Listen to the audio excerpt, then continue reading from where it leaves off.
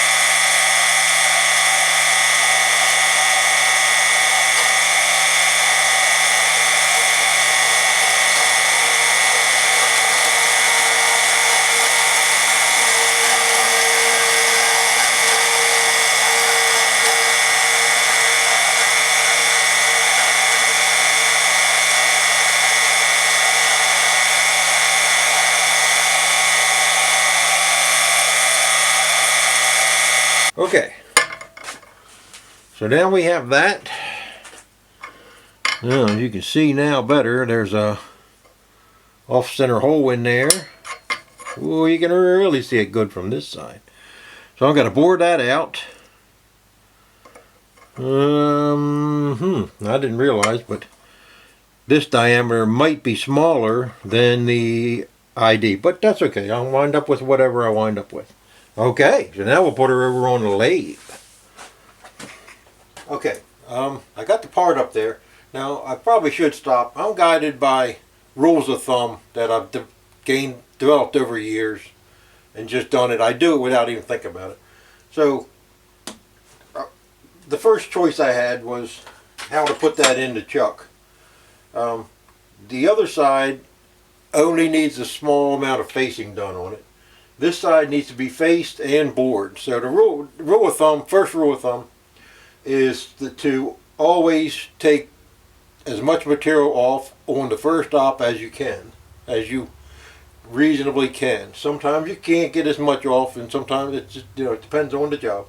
But in this case, I can get this faced and the bore done from this side, flip it around, and just take that little bit off. The second rule of thumb is, turn around and see if I can still see in the camera, is what kind of a tool to pick. Now this is a tool that I've ground for threading internally. It'll do good to bore that out of there. But the first rule of thumb is always select the biggest tool that you can, biggest size shank. Because it will dissipate the most heat. So I have a 1/4 inch one here. That would do. I could go across there with that. But this one's a 3/8. It's got a suitable edge on it. So I'm just going to go ahead and put that up in there. And go ahead and do the facing with that. And I'll probably drill, if I can drill without falling into that other hole. Without the drill falling into that other hole, I'll do that. Otherwise, I'll just keep cutting it out there with a small tool. I'll probably wind up moving the camera up above so that you can watch what I'm doing there. Okay, so let's go ahead and do it. I'm going to slow it down. Brass, you don't need to run it fast. You don't really need to. If you run it really fast, it tends to throw the chips a long distance. Now this I can see is going to throw them right back into my big fat belly. So that's okay. At least I know where they're going. Alright. Let's just... Yep, I gotta Get my center right, because I went to a the larger tool. I got to get the center right.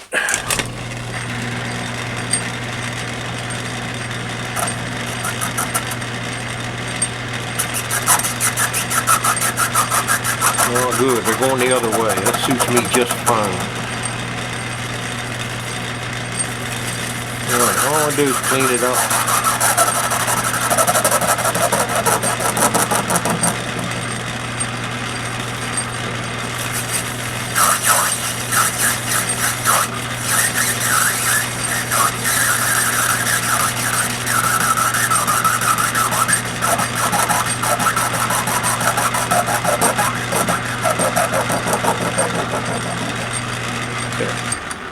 Don't let that bother us at all.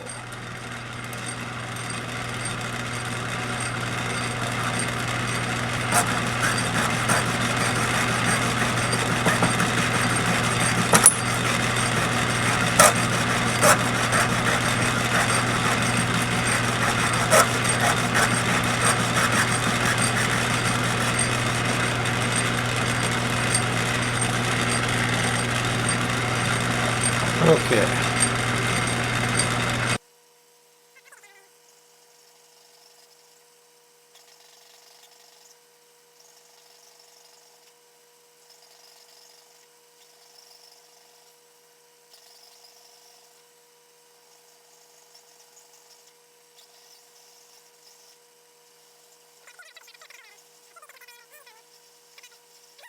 Backwards.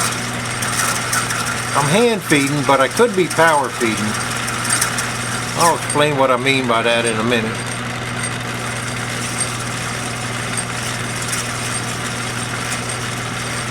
Decide what I want to do now.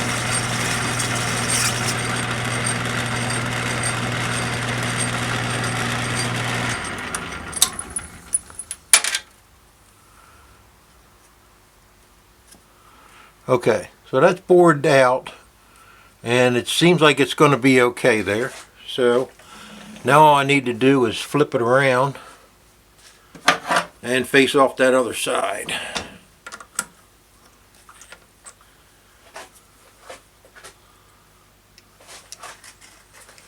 Yeah, it's all pretty much one diameter now. What I'll do is flip it around,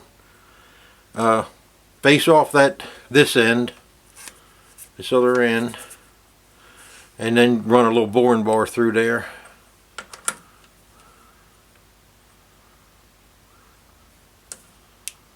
See how it's running. Good enough. Okay, now I'm not going to use that little boring bar, so let me flip this tool around and, well, it's tilted the wrong way. So I'll put this guy back up.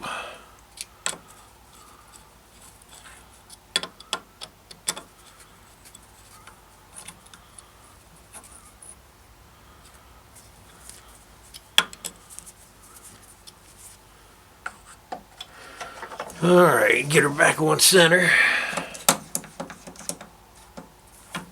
Okay. Give her a little face job here.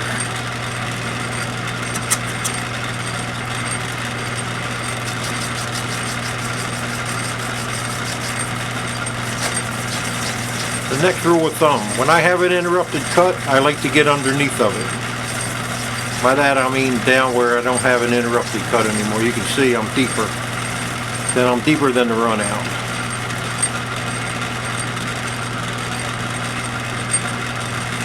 Okay, I want this to be nice and clean.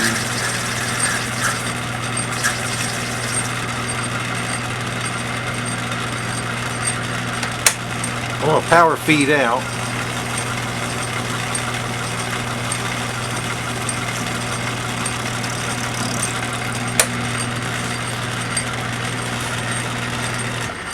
And we'll set up a boring bar.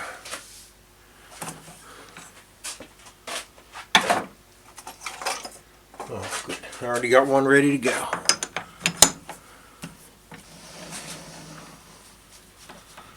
Okay. Rule of thumb. Always make sure that you're going to be able to go all the way through. Make sure nothing.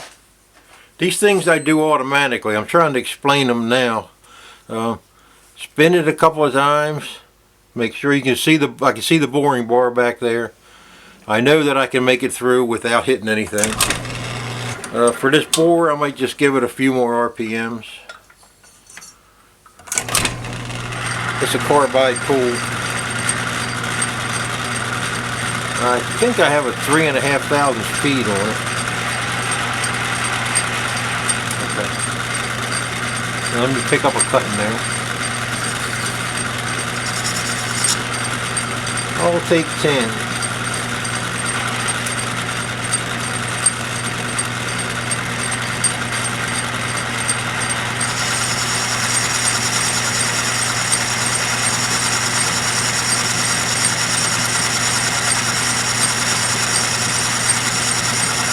And I am at 90 on the dial.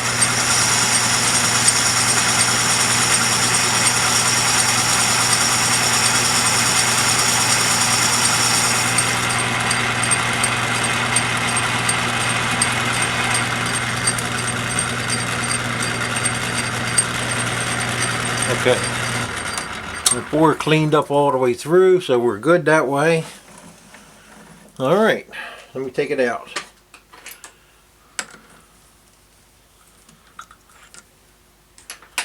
Okay, oh, it didn't leave much, did it? Okay. Could make a pinky ring out of it.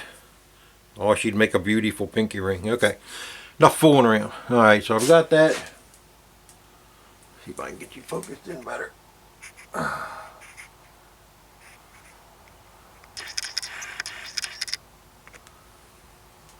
Okay, so we got it bored out.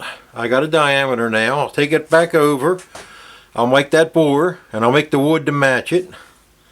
And I'll slide that on there. And I'll probably take a file and knock that little edge right off. Okay, moving along. Moving along and singing a song, zippy dippy dippy doo da dee. We gonna focus in on a minute? Okay. Alright. Okay, so I've got that part faced, both ends. It should be somewhere around 3/4. It's 749. That's a stroke of luck because I didn't really measure it. Okay. So now that'll go on there. So all I have to do is put this back up in the wood lathe. It's still got a center in one end, and it's still got the little dents from the gripper. And I got to get a bore diameter. And the bore diameter, according to my veneers, is 830. Flashing between 830 and 830 and a half, but it doesn't really matter because I can glue. Alright, so the idea is to turn only this down to 830 thousandths. I have my blower, the vacuum system.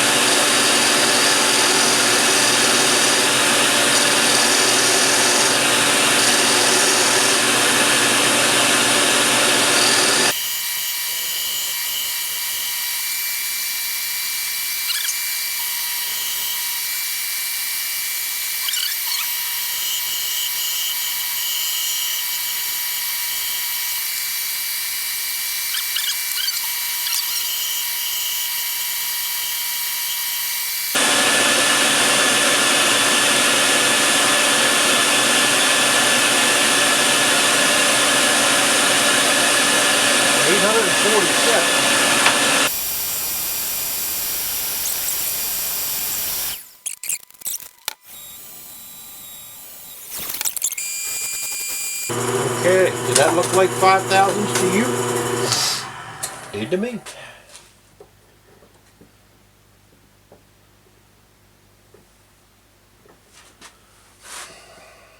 Undersized, 3,000s. Oh well, ain't the end of the world. Problem though, I couldn't get this all the way up here because the spindle was bigger than that. And I didn't want to hit that with my tools. So I'm gonna have to, maybe I could spin it around. It'll make dents in the bottom of it, but if I can just spin it.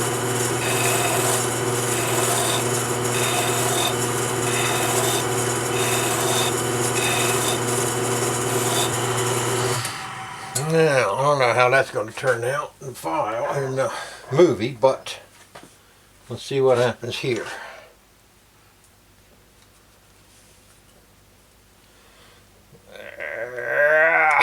Too tight. Oh no. I think what I'll do is, oh wait a minute, there it goes. There it goes. That's actually a pretty good fit. I think I'll just dust that down with a little sandpaper and let it go. Back over here.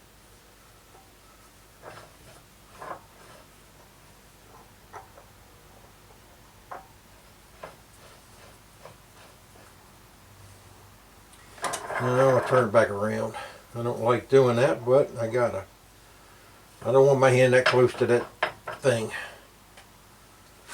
So, let me find a piece of sandpaper. Alright. I'm just going to dust this thing with a little sandpaper.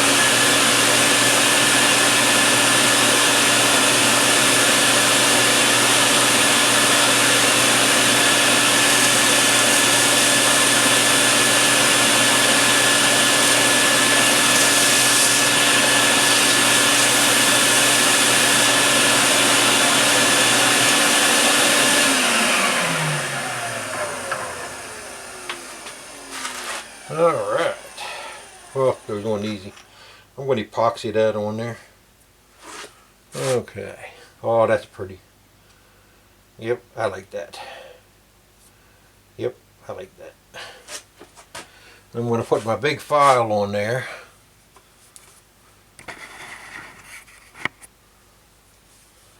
So I'm going to put my big file on there and see how that does. This is your standard handle. Now they have a metal. When you drive that on there, the metal helps hold that on there. So if you were crafty enough, you could roll that metal around there. But I don't worry about it. I use a little bit of epoxy, or most of the time you bang them on, then they stay on there pretty good. So I like that. Needs a good polishing.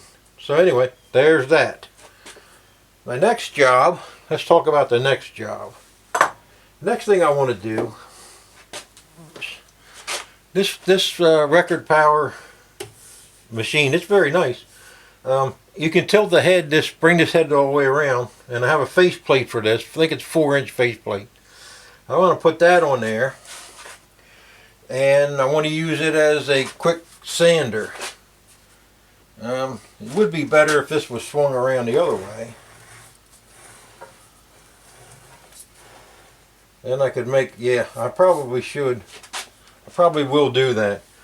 Put it this way and make some kind of apparatus, bolt here, and then provide me with, I'll bring it back around and show you from this side.